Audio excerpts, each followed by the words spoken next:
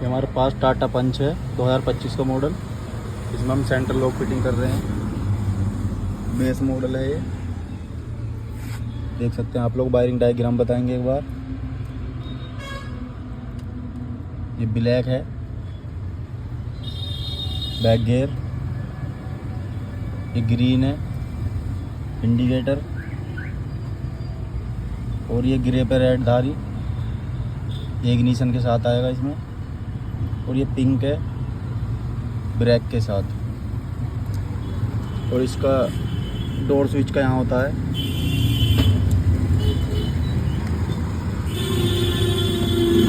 Blue पे yellow, ये door switch है।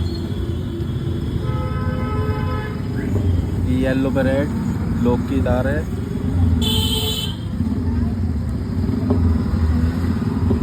और एक इसके नीचे सॉकेट में होती है अनलॉक की वायर।